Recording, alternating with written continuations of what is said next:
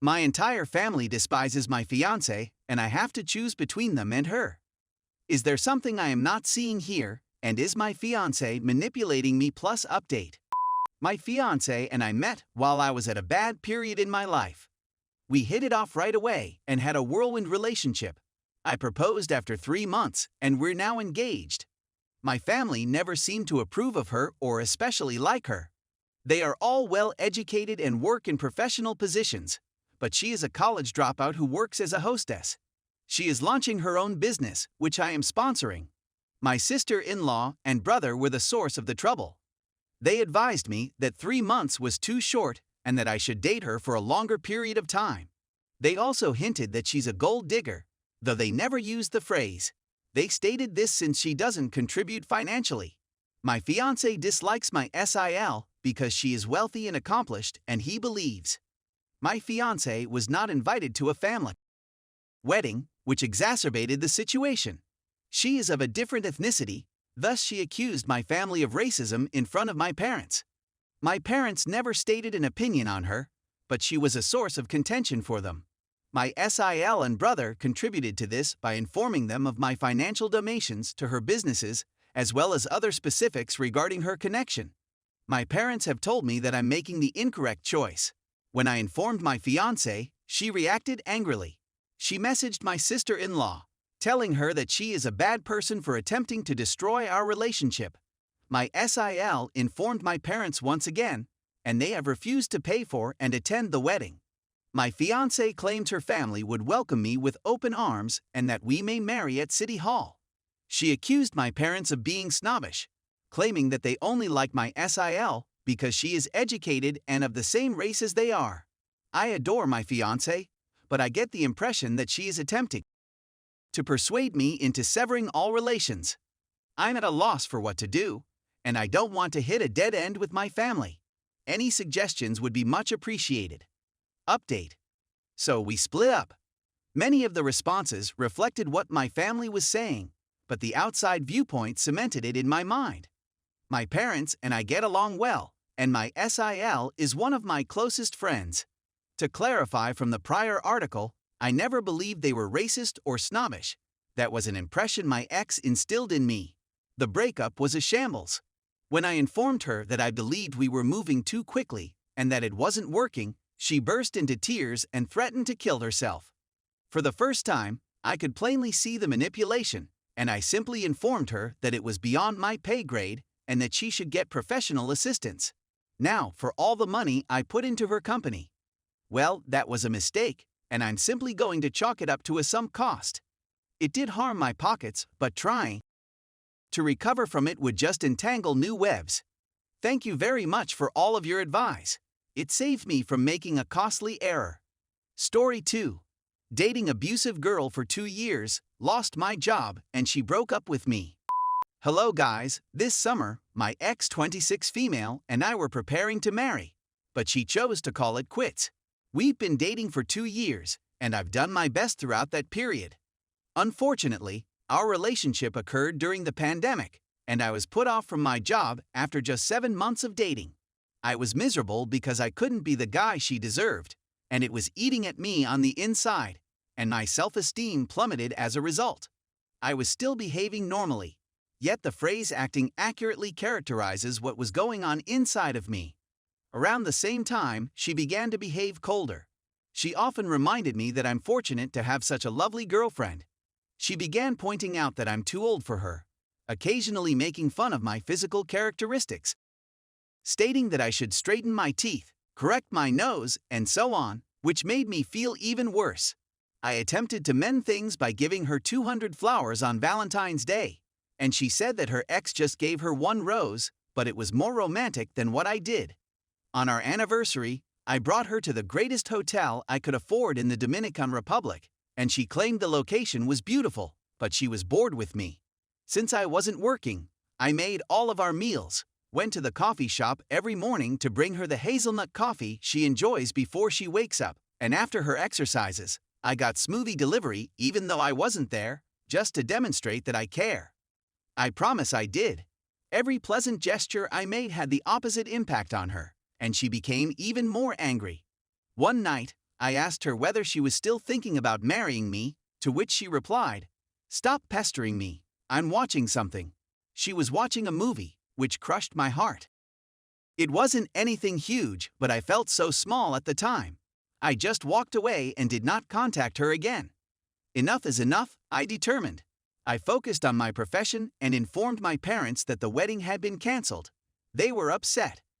She recognized what had occurred and attempted to mend things by calling me several times, but it was too late for me. I abandoned her after 3 months and joined FOM as a software engineer in Europe. When she contacted to return my belongings, she inquired as to what I was up to, and I informed her of my move and new work. That night, she contacted me, saying she misses me. Funny. I wished her well and informed her that it was my responsibility and my faults that had resulted in this conclusion, so she shouldn't blame her. To my astonishment, she concurred and said that I might have been a better partner, reassuring me that she did not deserve a second chance. This relationship left a scar on me, and I still feel inadequate at times. I don't trust women as much as I used to, and I've become more cynical as I've realized that possibly only your parents will love you unconditionally, everyone else will love you for something. Story 3. 12 years openly married with children and husband convinced me he would never cheat. My spouse came into my life at a moment in my life when I had given up on relationships. I intended to party and hang out with whoever I pleased and to do whatever I pleased. I had just left a toxic relationship in which I had been attempting a polyamorous open relationship. It didn't work. So when I met my spouse, he told me he wanted to have a kid. I informed him that I expected us to have an open relationship. We agreed and set off on our excursions. I slept with a few individuals and he slept with a few as well. We had foursomes and we switched and had affairs. We spoke about it the whole time. Communication was essential in our lives. I became pregnant with our first kid around a year into our relationship. Begin the process of closing our open partnership. For obvious reasons, this was a joint choice.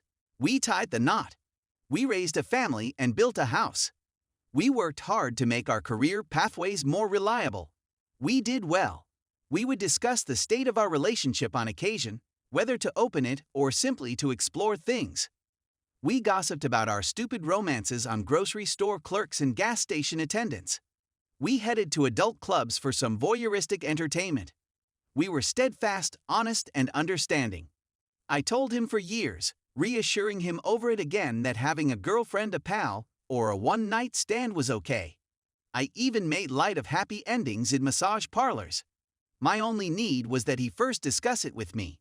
He insisted that I was sufficient, that the concept of another person was alien to him, that he doesn't have time to date or with anybody. He convinced me that he would not cheat or even accept my invitation to go out. I became sober from booze sometime in the midst of all of this. This resulted in a reservation for which I was unprepared. I became practically and learned that I was heavily influenced by my drinking. This was plainly a source of contention in our relationship, but it was not a crucial issue. I confided in him since he is my closest friend, and he made me feel secure and understood. He gave me room while I relived my trauma. He was kind, understanding, and patient with me. We had again, but not as much as when we were 23 and childless. Last year, at COVID, we discussed having my tubes tied, because we already had a gorgeous boy and didn't expect to have another. However, elective operations were unavailable, and I fell pregnant with our second child before any firm preparations could be made. Hormones and pregnant weariness naturally reduced my drive, and I felt rather melancholy. Because his love language is touch, I made an effort to be present when he needed me. But his libido is hyperactive, and mine libido had a little window of opportunity when he left for work in the morning. I was able to read his body language, and I wasn't as at ease with his touch. I'd brush his hands away from me. I was in no condition to have after gaining 40 pounds during pregnancy and having a rather painful birth. Nonetheless, he began at 6 weeks PP, and it was unpleasant. I waited another 2 minutes, and we were able to be intimate, albeit it still ached. He was sitting with the infant 2 days ago when he told me he needed to speak to me. I assumed it had something to do with his job or family. Nope. He claims he cheated on me a month ago, just after our 12th anniversary and 1 month after our kid was born. He slept with a worker he specifically sought out. This is entirely unexpected. When I asked him why he did it, he said he didn't know but that he was anxious and insecure. These two feelings are not foreign to him. He deals with them on a regular basis.